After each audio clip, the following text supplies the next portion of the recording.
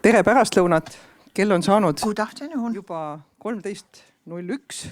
It is 1 minute past 1 o'clock. I am Ulla Kadakas from the Estonian Museum of History.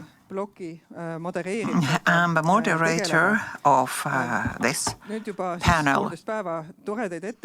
For a day and a half, we have had many interesting presentations. One topic worse than the other. Sometimes you feel helpless because there's nothing we can do it. But now, to introduce this block, it's called entitled Prevention and Response. Today I work in the museum, and in my previous job in the Heritage Board, we often met with lawyers and asked, what should be our approach to other people? Well, people like to be good. And now we realize today, as a result of these presentations, that the behavior is sometimes different. I have attended several conferences which focus on archaeology. And when the illicit trafficking is discussed, then there are many comments that we should assume that people are worse than they are. And if they are good, that's a surprise. But if you attend conferences which focuses on the awareness of archaeology, then you are told that it's all down to the society. Trust people, give a possibility people to be good. As regards archaeology, in 2012, Estonia decided that people are good. In our Nature Conservation Act, I've regulated hobby archaeology in such a way that we trust people, just the way you can walk into the library, the door is open, you don't have to identify yourself. And we'll see that also something bad may happen. It's a pity that our first speaker could not attend. But we are still going to have two presentations. First will be Viljar Vissel from Virumaa Museums Foundation and Kristiina Põld, Osta.ee. And she will tell us about cultural goods are bought, exchanged and sold. And Viljar has titled his presentation, So what is cultural value, why does it matter, and for whom? And I would like to read you a text. We just don't talk about crime because we feel something has been done in the wrong way, but for hundreds or thousands of years a crime means that justice is involved, and when we talk about cultural heritage we have to also discuss justice. In the second century after Christ, a Roman, Caius, took down a text who owns things or items, and this is a foundation to the legislation. The interpreters do not have this text. Sakraalsed on need, mis on pühitsetud ja pühendatud taevastele jumalatele. Religioossed on jäetud surmajumalatele. Aga sakraalseks peetakse ainult seda, mis on pühitsetud Rooma rahva käsul ja volitusel rahvakoosolekul. Näiteks selle kohta vastu võetud seadusega või senati otsusega. Religioosseks teeme asja omal tahtel, mattes surnu meile kuuluvasse paika, kui me ainult oleme selle surnu matmisega seotud. Mingil viisil kuuluvad jumaliku õiguse alla ka pühad asjad, näiteks linnamüürid ning väravad. Ehk siis juba 2000 aastat tagasi. So in other words, about 2000 years ago, meid ümbritseva ainelise pärandi koha part of the arutletud selle üle, et äkki nad ei ole surroundings, the things were considered something more sacred, which are not something very ordinary. Okay, Viljar, tell us about cultural goods. Tõusku. Ma nii pikk ka ei ole nüüd. Nii, tervist. Good afternoon. Kaks väga põnevat päeva. We had two very interesting days. Day one was very interesting and day two is also interesting. I am going to be philosophical. I don't want to be a Roman philosopher, Mis siis on kultuuriväärtus? but in my own way. Kelle jaoks me teda hoiame? What is cultural value? Ja mis on legend? Why does it matter and for whom? And how can legends be preserved? You know, previous speakers said that they have meters-long titles, but I am just a member of the board. Well, very short. Info on kõige olulisem tegelikult, seepärast, et kõik need portaalid, erakogud, all the portal, private collectors, collections, owners, cultural heritage. If there is no information, there is nothing much to do with this particular object or item. But information travels sometimes in many different ways and reaches the object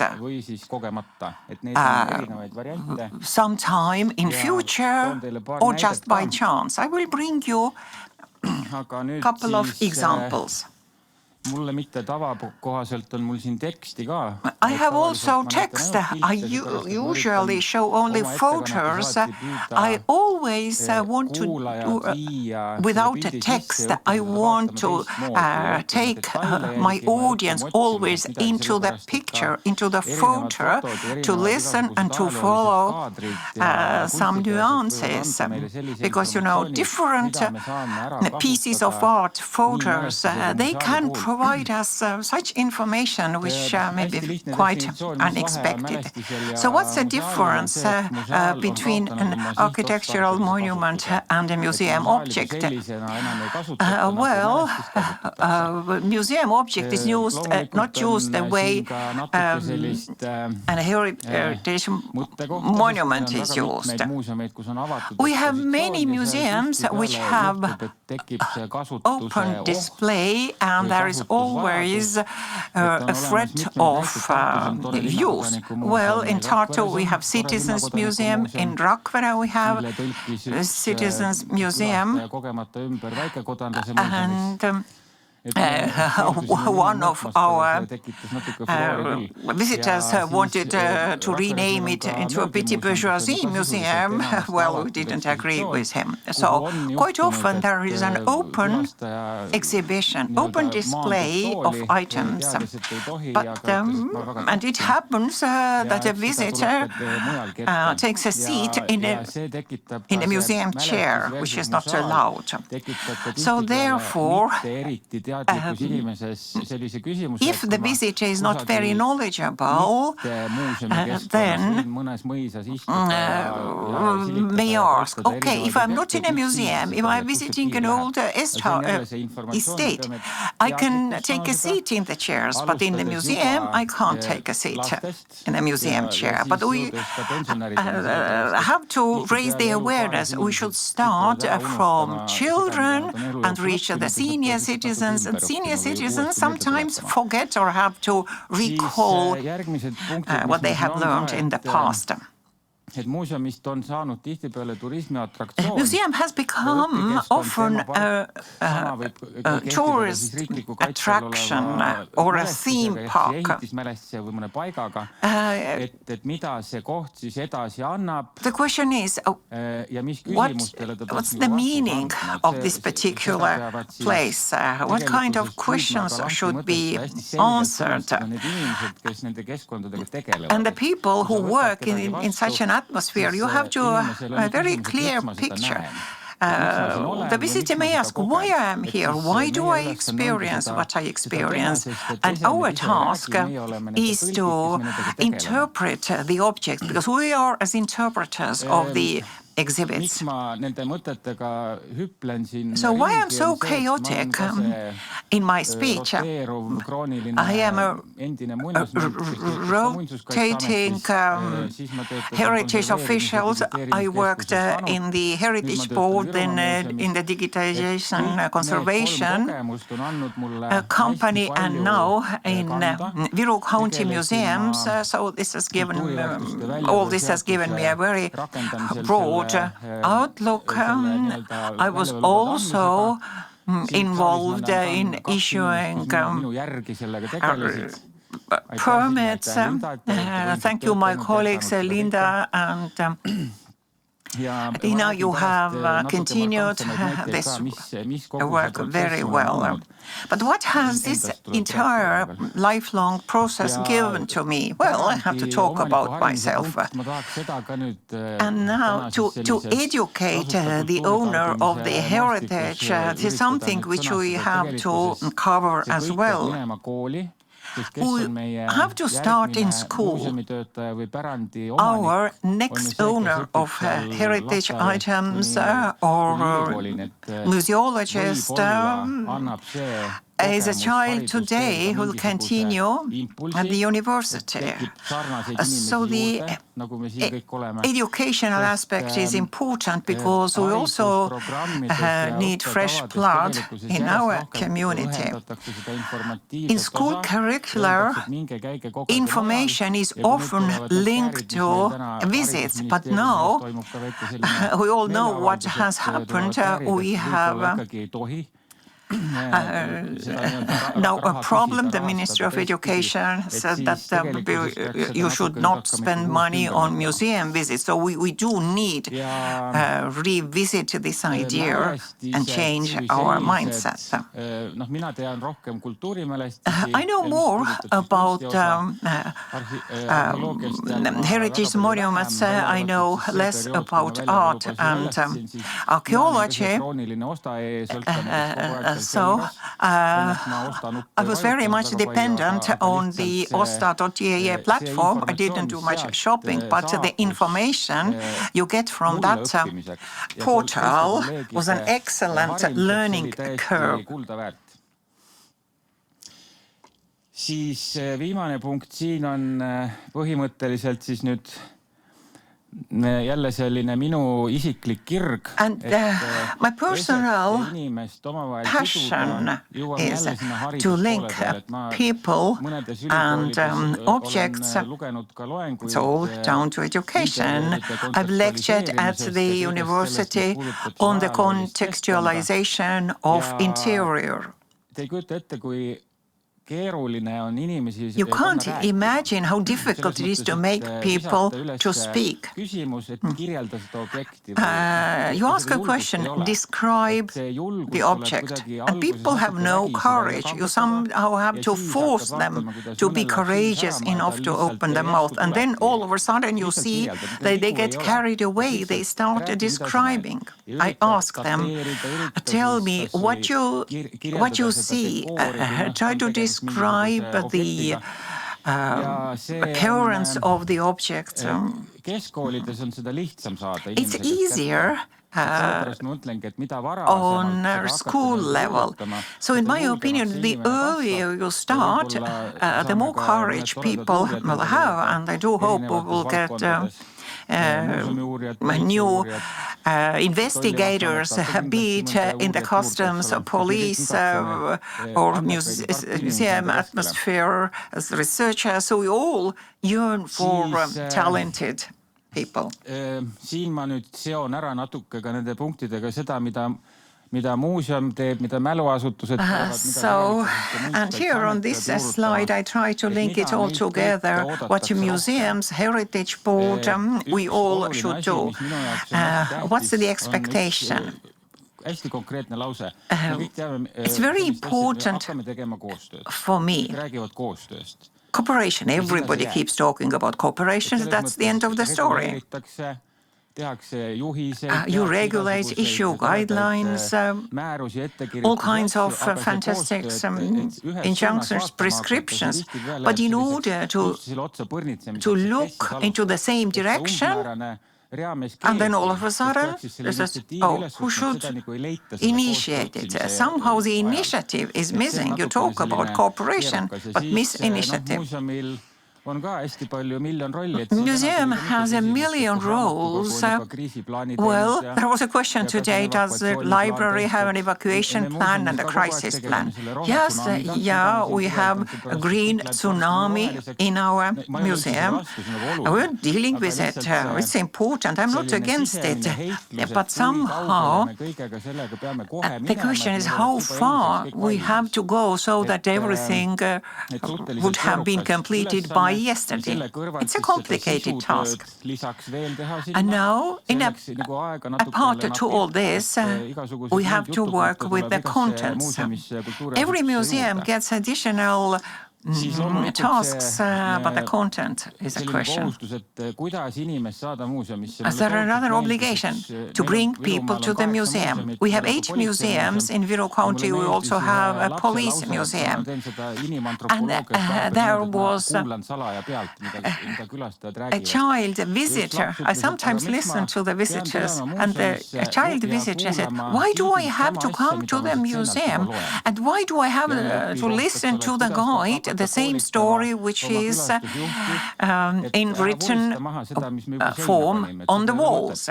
Well, that's a learning point. It's the same if I have a slide filled with text and then I read it out, but you have actually read it all already, and you think, okay, why do I have to sit here and listen twice? And now, then your collection, it has to be organized, to be accessible. We have many partners. We have a Ministry of Culture. We have a National Heritage Board. They help us. They are our partners. The biggest problem is it's easy to give up responsibility. I have actually seen it at different museums. Well, I'm not criticizing anybody. I'm just commenting. Local governments have often opened a museum room. Then sometimes they think, oh, why should we be involved in this work? And someone else deal with it. And you know, in such tiny little museum rooms, you have a lot of information which is not linked to the museum objects, but you have to help them if there is anyone still in that old museum premises. Or sometimes you're okay, take this stuff, take it away. And then we have to be detectives to see what did we really get from that little museum? Do we need it? I think each museum has the room which is filled with God knows with what nobody knows when these objects ended up there. Now, thefts in museums, fortunately, is not a big problem. According to the law, you're obliged to conduct inventories. Well, regrettably, there have been a few threats from Albsen Manor House, 3 objects have been stolen. Okay, one case I understand. It was a painting by Helene von Wrangel. You can't track it because there is no photo of it. It was there before the museum was opened there. It was stolen. Then was a nightcap which was stolen. Fortunately, it was a copy, but someone must have needed, so it was stolen from the bed. Maybe the thief can't fall asleep without this nightcap. Ja siis üks inimene otsustas, 4 asja. Okay, 4 items have been stolen. Well, there was a case when someone stole a knob from our stove or oven and then an ashtray. So just again some items were unscrewed. Fortunately, these are the only 4 cases we have had. And now the role of heritage custodians. We have to improve educational work to develop a future generation of heritage custodians.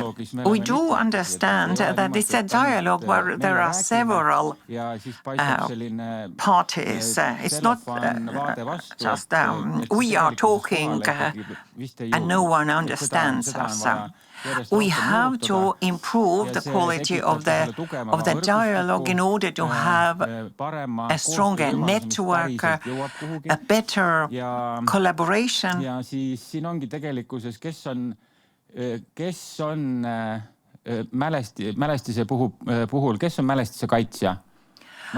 Who Muinsuskaitse ei lähe uksest sisse ja hakka teda agressiivselt kaitsma. Heritage. It's the owner who is obliged to protect. Hüppan Osta.ee juurde tagasi. And now again about the platform Osta.ee. This is my purchase from that platform. It's cultural heritage. I have bought some 3 or 4 items which have been previously stolen. So you realize there's 1 hour to the end of the auction. Oh, what can I do? How can I act? Maybe the seller doesn't respond. They in Osta portal have only 3 members of staff. Fortunately, here in this case, the seller or owner was a good cooperation partner. I'm not telling you about the prices. Comes from Nuaroosi church, and it had been bought from a fair. It was without the Christ on the cross.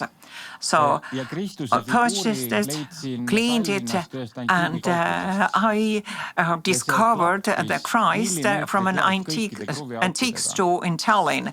So it was an exact fit.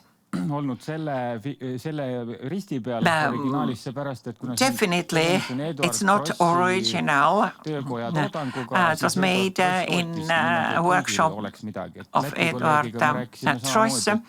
So he was very versatile, and even in Latvia, there are a number of work items by him. So he was very versatile. But Edward had his office, the workshop in Tartu. We have different databases. So the Estonian Museum's web portal, Muise, could be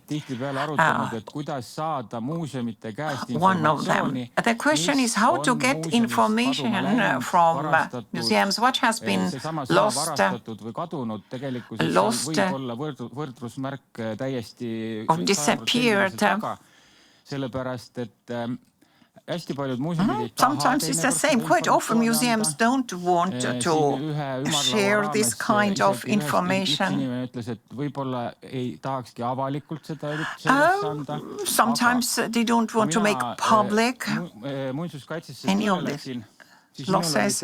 When I started working in the Heritage Board, then my duty was to keep an idea on the items which was brought by collectors and others.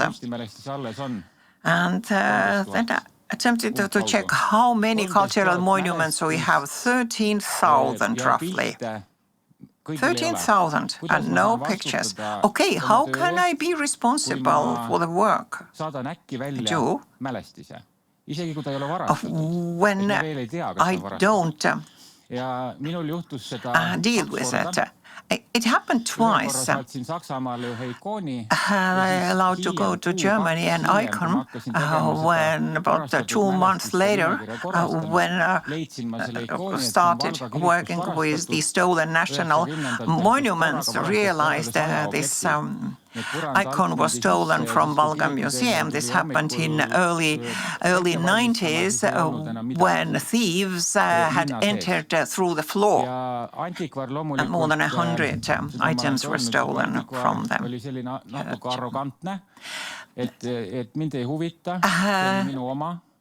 The former owner was arrogant, didn't want to cooperate. So I'm a lawyer. We didn't get back this icon, but now we had a colorful photo of the icon. And then I started to develop the methodology for identification. There can be tens of millions of icons. They all look practically the same measures, same size. It's easy to identify an icon. Look at the damages. Does it have a cover? It's been nails, holes. You can't make a duplicate like that. So it's relatively easy.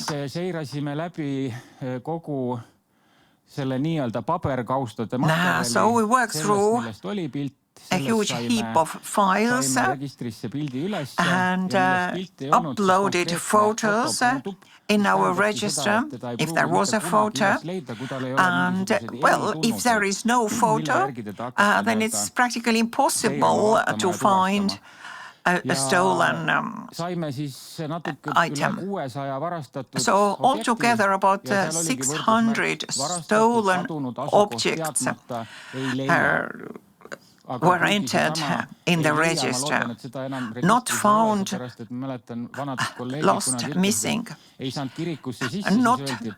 Not found is an expression we don't use anymore, but it was used in the past because this phrase was entered when it was not possible to enter the church, or the door was locked.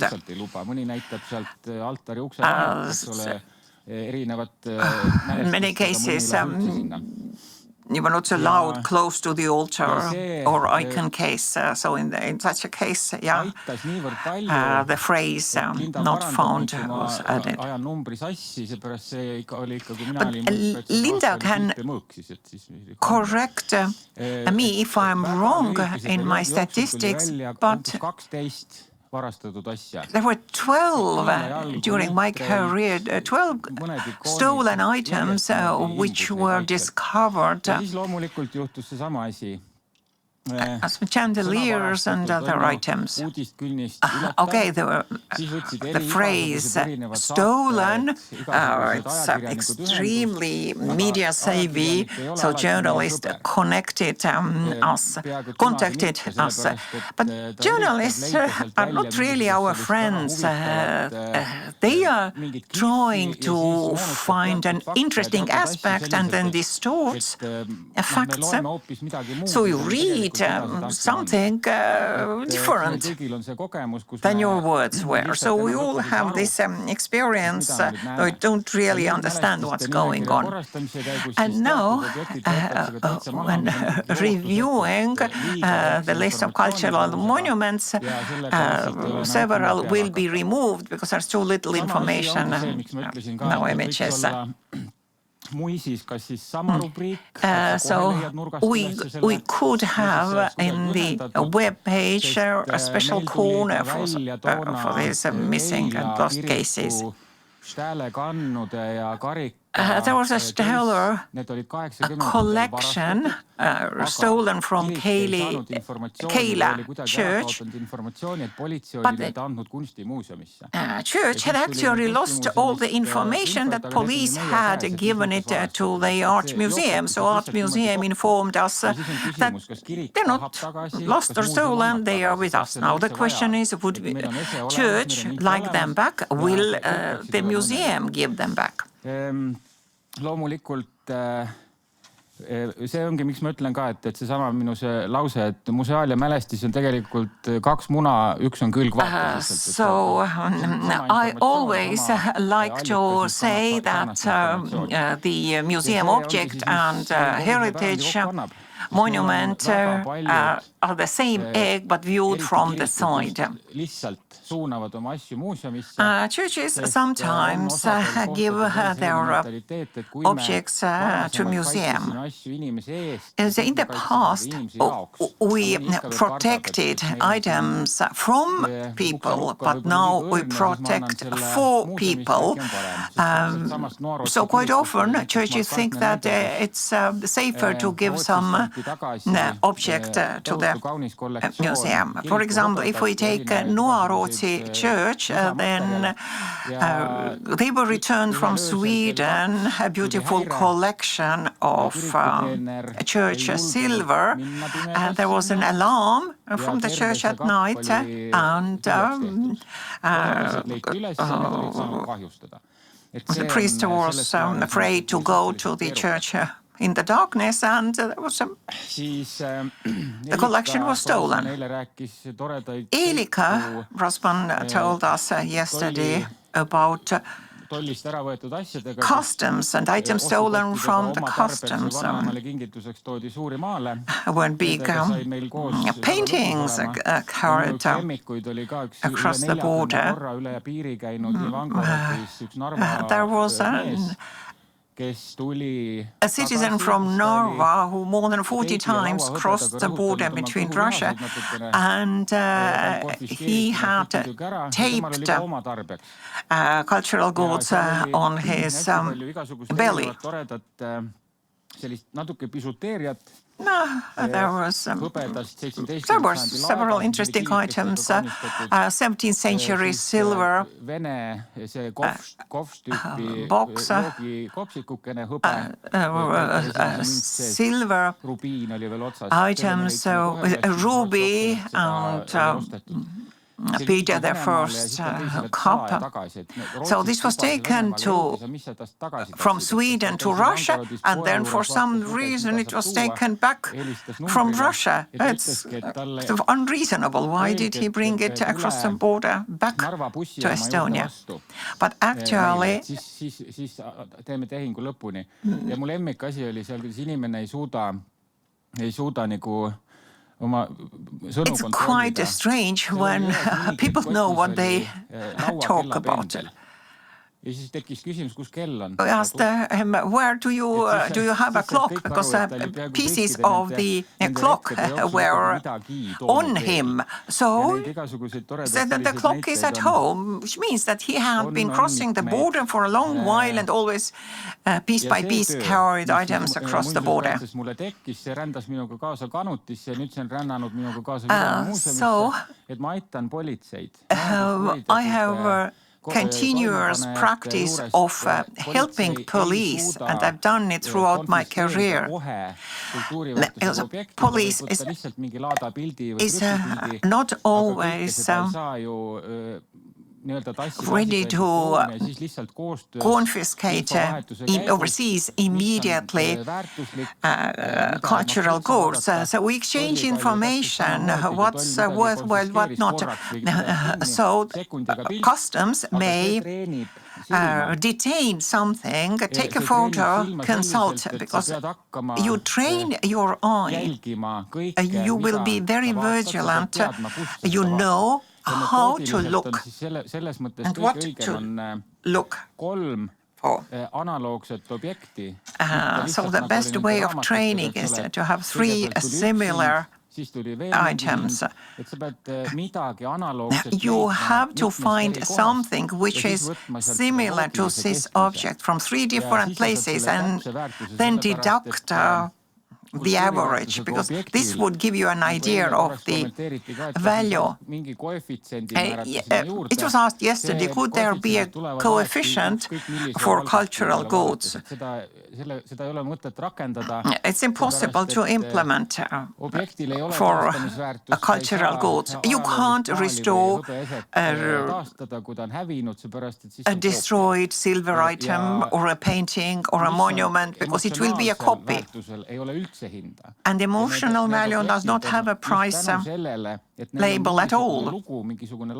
The value also lies in the story narrative. This is priceless, but some kind of market value can be added. There's also a case when a Japanese vase was restored for the Theatre and Music Museum, and the vase was owned by a composer. 300 hours of work. And the cost in eBay of this vase was €5. Okay, we replace it, but it will not have the narrative associated with the composer. Okay, where is I've lost my train of thought. Says the speaker. And let's take schools. Quite often teachers send questions to the experts. Sometimes it's just a picture of the chair, and it's a lazy student, and the answer from us might be very short, it's a chair. But if there's more research done by the student, we will provide more information. We have to now differentiate whether this item is from Finland, Sweden, is it Baltic? That's the provenance. People traveled, items traveled. And the same applies to religious items. Siin on nüüd üks tore näide ühest objektist. This is an example of an item from Pühalepa church. Why does the church have this? What is it? Kõik räägivad korraga jälle. Hiiu Suuremõisa sisevaade. It's an interior of Hiiu Suuremõisa. Aga Pühalepa kirikus ei ole mingisugust rohenäppu, vaid church, this item is being used as the christening base. You know, it used to be a flower pot, but now kids are christened there. So you see different levels. It's a new meaning, new legend. But if we leave this story, and we just have an item, and then we don't understand it. When Unger Sternbergs, the owners, left, then many of the leftover items were taken by locals and put to use. So these items stayed on the islands and everybody was happy getting different items. And this is Unger Sternberg's home in Tallinn. It's not on the Kohtu Street in Tallinn. The address is Toom Rüütli 8. It's interesting picture. It's black and white picture which tells you a bigger story, not just only beautiful items and very elegant. Here you can also see the narrative. People lived. You can see the practical environment, the table, the desk, the chair, the view out of the window. That's a corner where you could have a rocking chair. Täpselt selles kohas, kus midagi tehti. Siin on, näete, mis siin on. What's here? Ja kellanupp. You see, this is a knob you can call a servant. You push the button and the servant appeared. But now when the stories and legends fade away, okay, you know, success to AI, it's a love-hatred relationship, but anyway, let's add color to this black and white picture. It's the same interior. That's Umsiedlung, leaving family photos gathered together, but the committee banned export of certain pieces of art during Umsiedlung. And the information which you can see now disappeared. Each name has a story. That's a daughter from the von Pahlen family, the famous pirate von Stackelberg. Hiiumaa Suuremõisa praeguse olemasoleva lossi rajaja Eba-Margaretha Stenbock, the founder of the Suuremõisa estate on the island of Hiiumaa. Kirjutati nimekiri. This is a situation, or you just described a male photo, a man with an order. The information was deep in the heart, in the memory. But for export during Umsiedlung was not used. And now we have a situation in several photo archives where I have just photos labeled as a lady's photo, etc.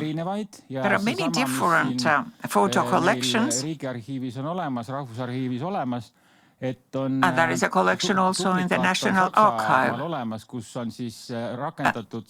There is a duplicate in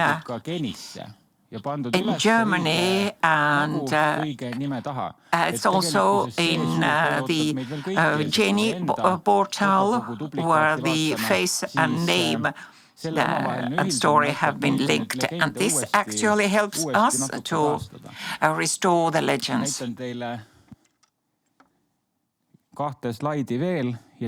Two more slides, and then I will finish. Esmapilgult selline tore, natuke anonüümne interiööri vaade. Isn't it nice? Anonymous interior. Minu lemmikmõisa söögituba. It's a dining room from a favorite manor house of mine. I like them all. This is from Suuremõisa. It's a painting by Anna von Krüder. Tuli tuju akvarelli kasutada. It's a watercolor. Ja mida ta näitab meile täna? What do we see if we look at it? You can see shadows, golden shops, and you can see the time. It's 17:43 p.m. There's more information. She painted it in 1875 or 78, but we know the time when she painted. If you go into detail, if you take a deep look, you will have courage enough to continue with your work. Thank you for attention. Napilt ei puudu, et sa oleks selle nagu kogu aja täis rääkinud. Well, you could have filled actually the speaking time of almost 2 presenters today. But moving on to any questions to Viljar. We have questions, a couple of questions here for Viljar. Aitäh, Viljar. Thank you, Viljar. It is always a pleasure to listen to you. The scope of the topics you covered was very wide. I wanted to bring the focus back to crisis planning.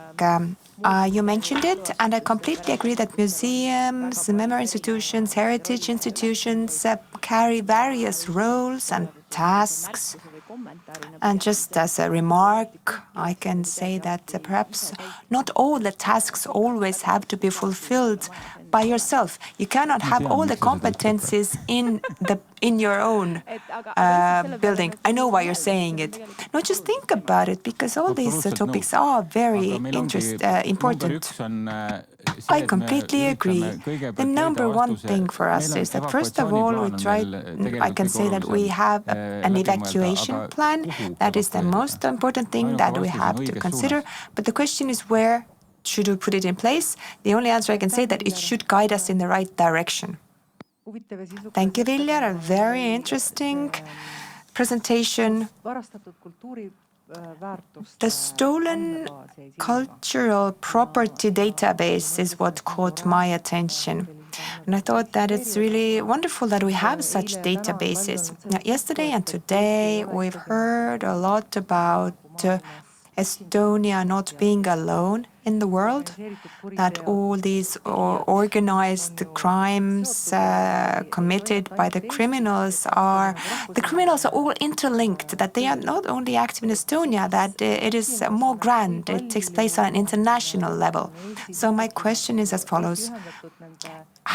To what extent is Estonia linked to these international databases? We heard about the object ID here yesterday. Are these standards basically known to everybody? Well, we are linked and connected to other databases to the maximum possible level. I can say that Signe and Linda even improved our level of connectivity to all these databases. But there's another issue here. When we're talking about sacred art, especially Orthodox art, then it did move onwards to Russia. There's nothing we can do about it.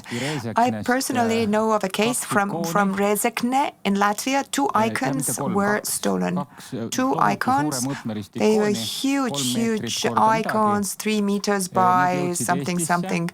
And they reached Estonia, reached an antique shop, and the owner sold one icon to a person collecting them, and he applied for a permit. But I have very good visual memory. I looked at the picture, I knew I had seen it somewhere. My Latvian, I turned to Latvia and asked them, send me everything that has been stolen from you. And from Rezekne, I saw that there was a photo of their interior, but I could understand that those were the exact same icons there in that picture of the Rezekne venue. And the police, they interrogated me for 7 hours. So they played the good cop and bad cop with me. One of the interrogators asked me directly, how did you realize that those were those very same icons? I answered, well, I've been to school, I've learned this. I know, I'm experienced. Yes, but perhaps you're connected somehow with this person who collects these items. So I had to prove that I'm not dumb. Fortunately, it had a happy ending. The icons were confiscated. Of course, the person collecting the icons sent a letter of regret to me, that he was very disappointed that I did like that to him. But I said that I was just abiding by the law. I'm obliged to do these things. And of course, we had some fun with the Latvian colleagues. So they came to retrieve the item in the to the art museum. I think it was 3 of them in a tiny vehicle, a tiny car. They opened the door, we showed them the icons, they went to the shop and went back to Latvia and came back in a larger vehicle and managed to then return the piece of art. But another thing is that in case of our icons, I was thinking exactly the same thing. There was, in the middle of the picture, there was a huge metal icon of Nikolai, if you remember. And I actually had it a month before I received the notification about it having been stolen from the church in Rezekne in Latvia. It was a church icon. And I had a permit, so it went from there to Finland, maybe from Finland onwards to somewhere, maybe it remained in Finland. So once again, what I want to say is that if you get information, transfer it to everybody. We have to share information, not like Greece, because what Greece did was that they sent every single piece of rock as a pile of papers everywhere. Yeah, it's difficult to find those pieces of rock. But I understand it's a huge concern for them. For them, it's a cultural property. But this is actually our obligation. This is how we have to behave. But about the Interpol database, everything is interconnected. Of course, even back then we dreamed of the Russian side also reacting to it. It was before the time of aggression yet, but actually they did not respond so eagerly. Let's say that it was very modest, the reaction we received. Linda? While Linda is waiting for the microphone, I would like to ask the following. You, a person with such visual memory, do we have such people in other countries as well? Absolutely, yes. We have a club of these people with perfect visual memory. Regarding the databases, just as Viljar mentioned, I once took over Viljar's job and continued working on those databases. And I hope that during the time of AI, these databases have been improved. But I remember about 5 years ago, Interpol said that they have a new updated version of cultural property, a database of cultural property, that you can do a search based on an image. You just upload an image and then you perform a search. I tested it. I knew that I had uploaded something that was stolen from Estonia. I had the same image of that stolen item. I uploaded the exact same photo into that database. Now guess, 3 times whether the database found that picture or not. I checked it. It is there, yes. But with that image search, these technical means, technical possibilities, yes, Viljar has a phenomenal visual memory. I do not have that. You can train it. But most people don't have it. So we don't have those abilities, unfortunately, and all these institutions bear so many different tasks. You cannot really focus on something like that. So if we do create databases or allow for it to be searched, then it has to function. Otherwise, it's a waste of money. I completely agree. Of course, there's someone else wishing to ask a question. Regarding the database. Police investigator, so I have the following question. I tried to enter the database. I couldn't enter it, although I have internet connection. I have a phone. Went into the cultural property register, but I didn't reach the point of the stolen items. It's in the left-hand corner. Perhaps I have to use a computer. Take the full page view, then it's easier for you to search it. Is it on the National Heritage Board page? Yes, it's a national registry of cultural property. So if you cannot find the database on the home page, that is already a fault on our part because it has to be publicly accessible. But who can upload these listings there? Only museum employees? For the cultural property database, yes, the employees of the national heritage sector, the people responsible. But they were talking about really the artifacts, not everything that's in the registry. You only find the artifacts. You don't find everything that has been stolen from Estonia, which carries cultural value. And one more part which was interesting was the possibility to visit the lost and found, let's say the found items in the police headquarters. They had everything there, starting from strollers, and there was also two objects. And there was an object which was had to be sent to be destruction. It was an apostle which was made of wood, probably from the 17th century. So it was returned to the church, and another finding from that police station was a Bible in Hungarian, which had been found on a park bench from the 19th century. So a Hungarian probably was reading there a bit and just forgot it on the park bench. So the Hungarian Institute Library received it in the end. And while visiting the customs, it was the same. Things were just confiscated, they stayed there, and then they found a new location somewhere.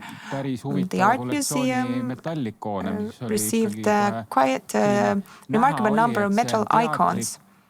So it was clear that someone very aware of the icons had put together the collection and maybe just hid it somewhere. Well then, thank you, Viljar. During the coffee break, we can continue on this topic with you. Ja nüüd mul on Viljar täitis ilusti ettekande koha ära, et aeg on...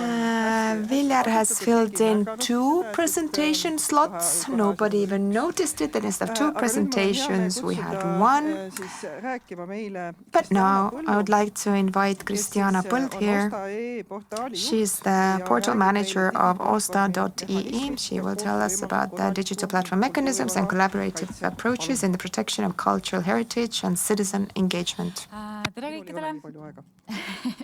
Hello, everyone. It was a pleasure for me to listen to everything so far. And yes, I am Kristiana, and I will be telling you a bit about the digital platforms, possible approaches in the protection of cultural heritage. I will also be speaking about communication. As for our foreign guests here, Estonia is a very small nation. We have digital platforms and, let's say, to quite a large extent, we are a digital nation. Not in every field, though, but the advantage of digital platforms is that we have Skype, Bolt, all those tech success stories already. So it is a pleasure for me to see that we had this conference taking place, because maybe Estonia can also offer a helping hand in making sure that we have more common or harmonized guidelines also for digital platforms. Perhaps we as Estonians can be the pioneers here in a way. We are from the Baltic Classifieds Group. We're active in all the Baltics, Estonia, Latvia, Lithuania. We have 14 portals. We're also in the biggest ad portal in Lithuania. We also try to share a lot of information again about user experience, about the content. So this is something that we consider very useful. Some facts about me.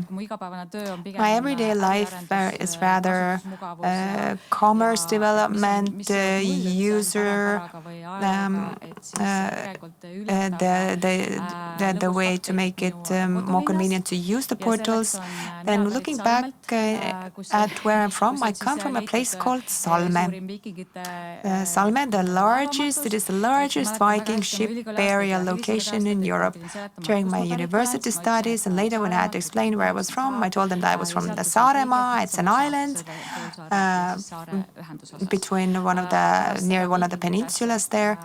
And once this Viking ship burial site was discovered, I can say that all this cultural heritage has to do. I'm very closely linked to this due to this site there. A bit about Osta.ee. It was created in 1999. It is Estonia's leading e-commerce platform We have more than 300,000 active verified users. Of course, we actually have more users, but every now and then we delete those people who haven't visited the portal for a while. We have more than 2 million visits every month. Every day we have about 1 million items up for sale. There are about 15,000 bids per day. That means more than 100,000 transactions every month. All of this is managed by our 8 employees. We have developers up to the business managers, client support people. More specifically about the platform, how does it work? So we have these auctions. You can buy immediately. You can also buy as a guest visitor there. It is used by natural persons as well as businesses. I think we have about 20 business clients linked to museums who probably just like Viljar are keeping an eye on certain product groups that perhaps the collectors might be interested in or might be selling. One of the specificities of Osta, which also makes it more difficult to protect items, is that we have an even better integrated logistics system. It means that you don't have to spend so much time on the customs because all the package is already moved from Scandinavia to Poland during just a couple of days. I don't know how much they can be checked.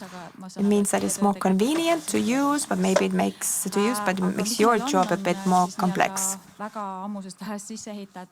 We have an in-house e-wallet system, so you can keep your money there in the deposit account until the buyer can check the product and check the item. We keep the money there in that account, and once the buyer is certain that it's okay to release the money that was paid, then we release the amount. This helps to avoid whatever fraud cases. It's very nice if someone can first verify the authenticity of the document. We also have a claim management system. Less than 1% of all the transactions receive a claim later, but still it requires a lot of effort. Some claims are minor claims, that there's just a misagreement, but sometimes we get claims 13 pages long. So, of course, this is also very helpful if necessary for the police force. One of our digital values that we collect is usernames, because you can participate as someone anonymous in this portal. We, of course, know the name of a person. And also the feedback. We collect feedback. In autumn, for the first time, the father left to his son the entire portfolio, the username, the feedback, everything. So 26 years of the father's experience that he had collected, and the son continued with that. So for him, it was very important to maintain the entire portfolio, his resume. So we had to come up with an idea. How can you leave this account of yours to your children later once you pass away? So we had to go back to how to make the system function better, maybe change the coding. We have numerous clients, the Police and Border Guard Board, the Estonian Tax and Customs Board, the cities, museums, charities, the Embassy of the US, large aviation companies. We sell everything, starting from pins up to airplanes. We have clients from all over the world. We sell medical devices.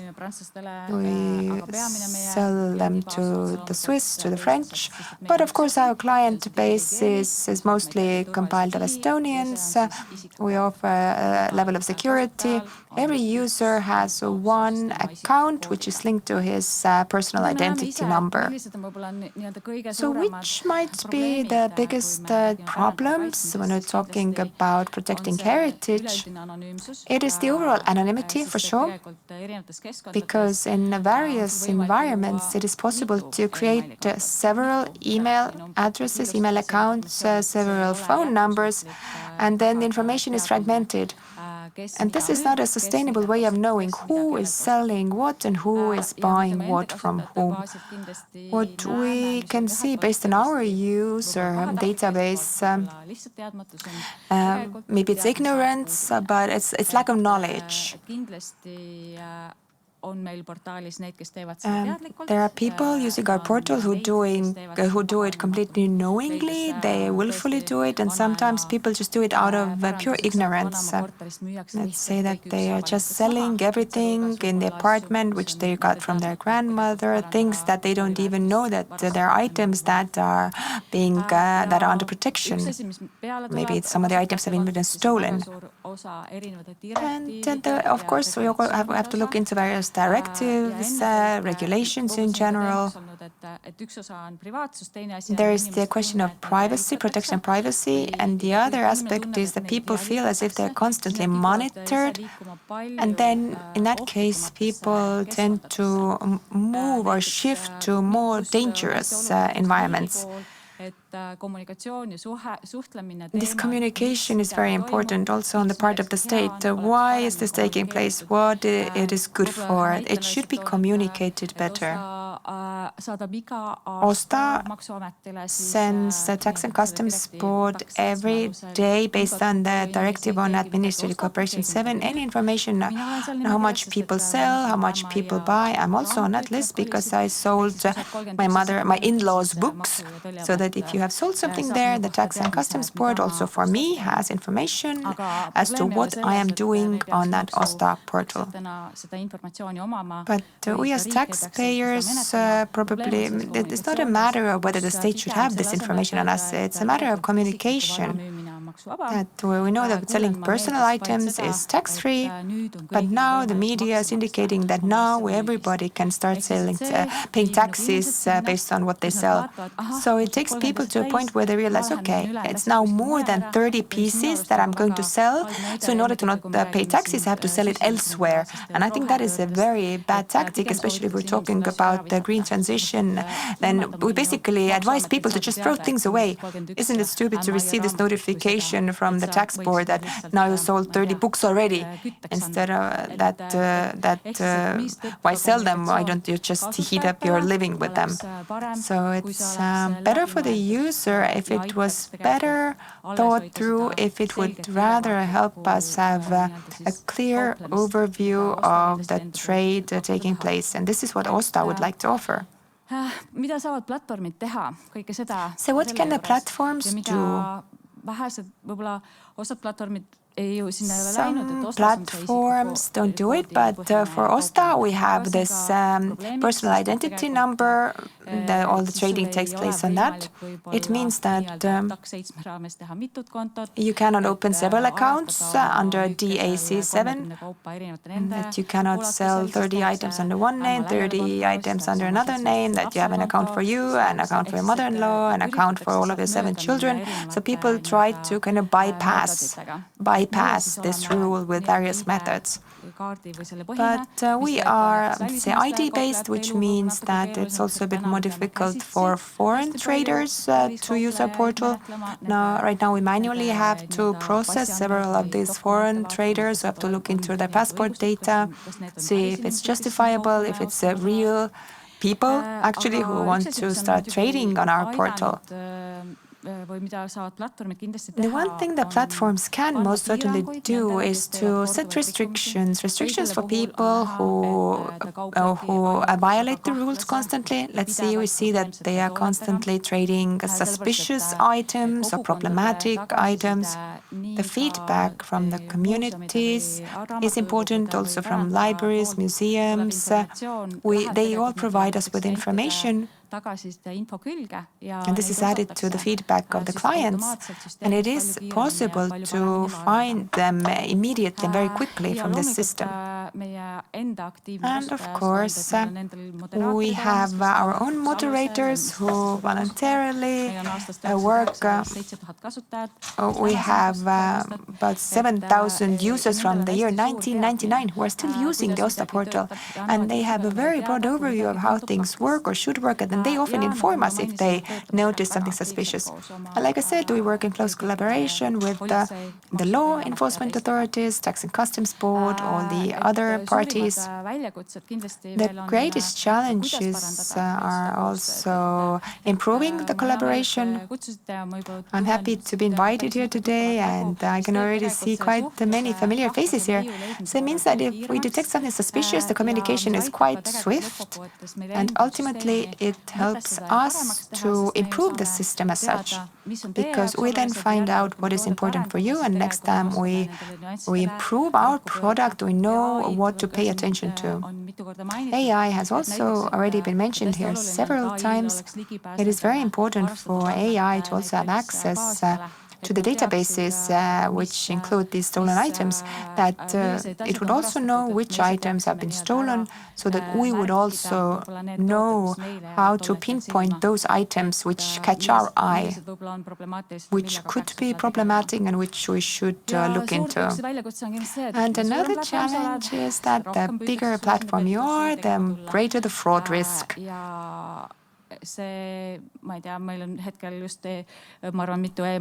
Currently, I think we have several emails already waiting, because usually the fraudsters become more active on Friday evening at around 11 o'clock, and then our team can spend the weekend working hard to detect who appeared from where, how we can close down the accounts or something. And just as was already said here, the issue is usually not the system or the employees. The issue is the users who have left their passwords hanging somewhere, maybe have given their PIN codes to someone else. So this is problematic. Of the 1 million items that is being sold in our portal, 500,000 basically collectibles, books, collectibles. We have 22 categories all in all, and 500,000 fall in the collectibles category.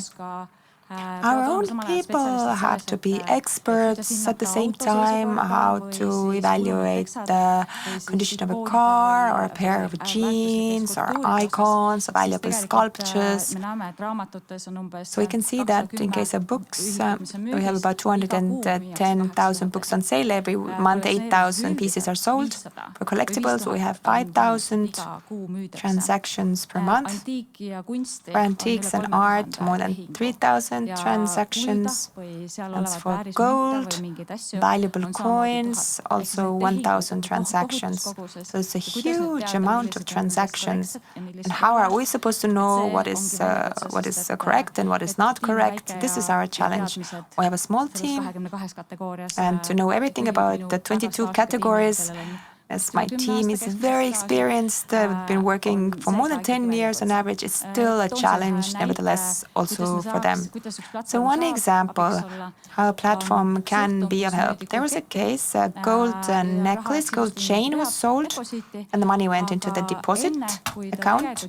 But before the person could check whether it was real gold, he already released the money from the deposit account. And then it turned out that it wasn't real gold, and the amount was 5,000 euros.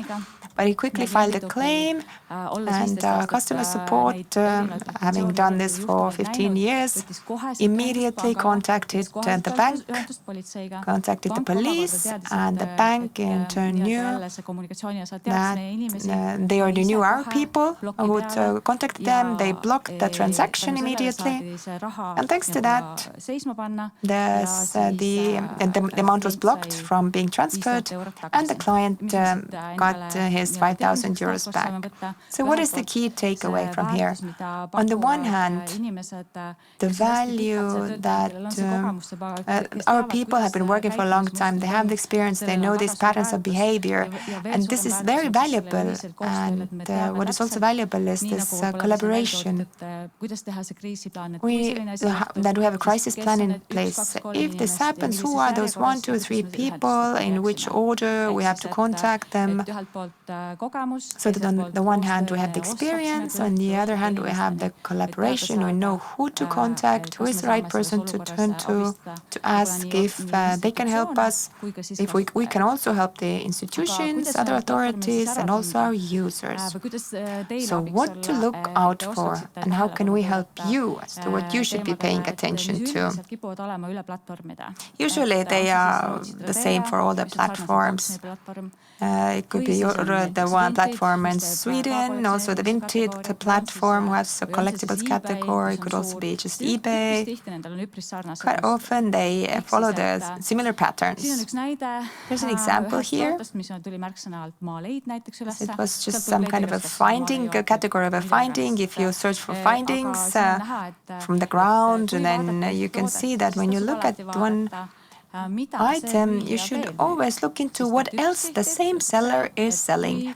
Because quite often it could happen that if it's a fraudster, and as a rule, they have several of those things. And another example, if we have these frequent customers, then maybe you should observe them a bit more.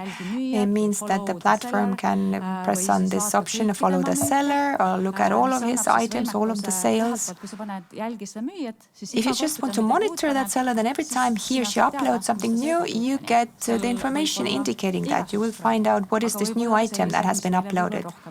It could be any kind of items, of course. And the same is the case for eBay, other platforms. There is always also the possibility to inform client support. It depends, of course, how quickly the client support to a platform could react. And here you can see two options which are usually there for any platform.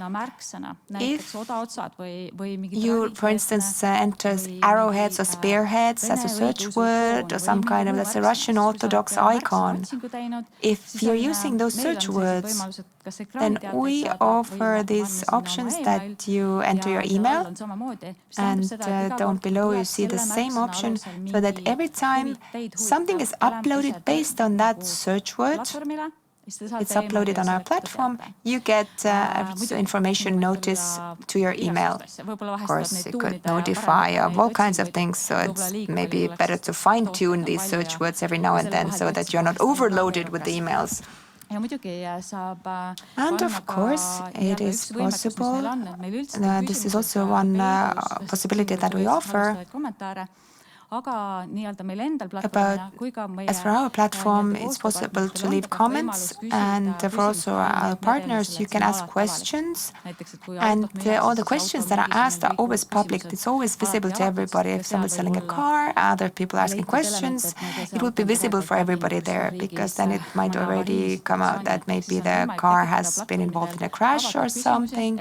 So the questions part is always open to everybody. So if you were to ask there, do you have the original documentation, or where does it come from? And these questions are all public, so this information is sent to the potential buyer,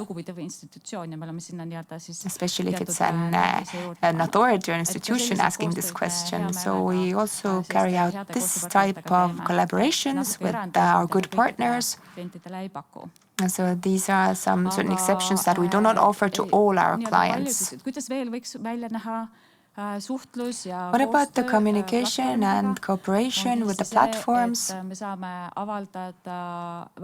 One thing we can do is we can publish specific information, like, are you aware that if you want to buy it and take it out of the country, then you have to fulfill step 1, 2, 3, etc. I think that many people are not aware of this. Or we can send out targeted newsletters to the target groups for those who sell coins or who sell any kind of collectibles, just to educate them that they also have a role to play while protecting cultural heritage.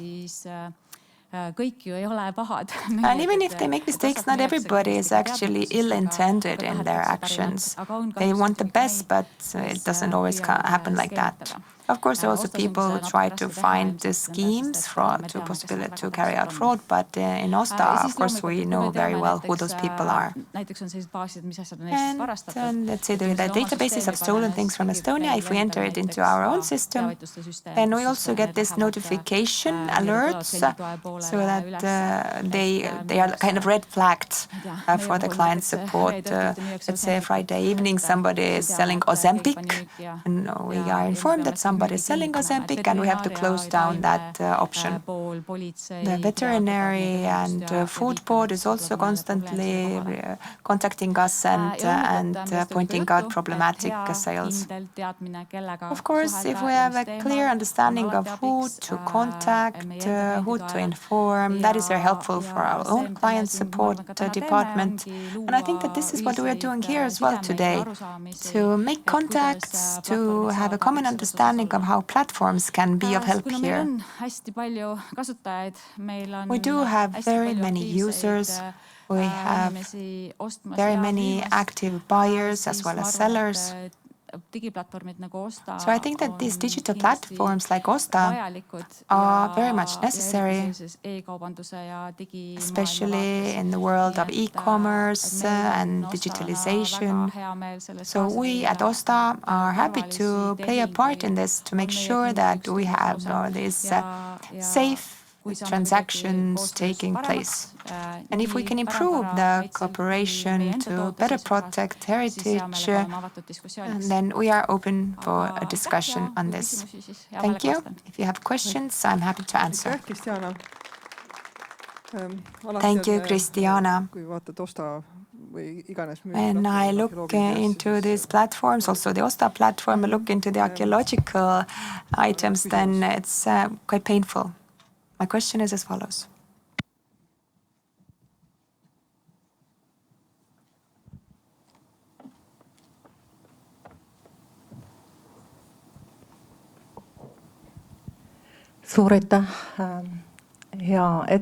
Thank you for this amazing presentation. It is so nice to hear that you are so open. It's open to collaborate. I work for UNESCO, and my colleague Liina from Paris is also actually on the line listening to this conference. And we are both very excited that perhaps, yes, we have finally found a platform who is willing and ready to fight against the illicit trafficking of cultural heritage. Based on our experience, these conversations with other platforms have been very complicated. You mentioned eBay and other platforms, and everything that you suggested. We've tried to look into how to collaborate. And these conversations have been, let's say, painful. So I'm more than happy to talk to you later. Yes, thank you. Does anybody have any more questions? Do you have any comments? Viljar? In the meantime, I want to say that I'm glad that Osta.ee has been such a good partner for us. My colleagues in the National Heritage Board have had to contact you, unfortunately, quite often. But I suspect that if you're doing your job so well, then people will, let's say, move to other places where it's easier to sell their stuff. You mean the Okidoki portal, or? By way of comment, I want to add that you have to ask questions, for instance, even under your personal account, because when I was asking questions on the portal, wanted to buy something, asked a question, then I received an answer. Why is the National Heritage Board interested in this? So I, as a person, became like the National Heritage Board. I became the organization. Also, as an archaeologist, it's quite intriguing to ask these tricky questions. And sometimes you catch them, you ask them, and they answer, no, it has not been excavated from that burial site in the exact eastern part of the country. So it's an easy piece of information for you. Yes, the users are often sincere and honest. And if there's an official question asked by Osta itself or an institution, that's one thing.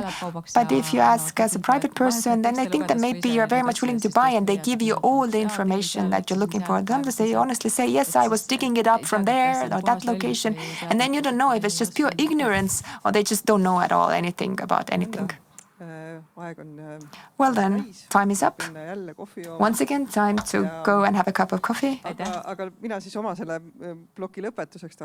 To conclude my fifth block, Viljar is an amazing example that you know, you see what you know what you see. So the more we know, the more we see, the more we see, the more we know.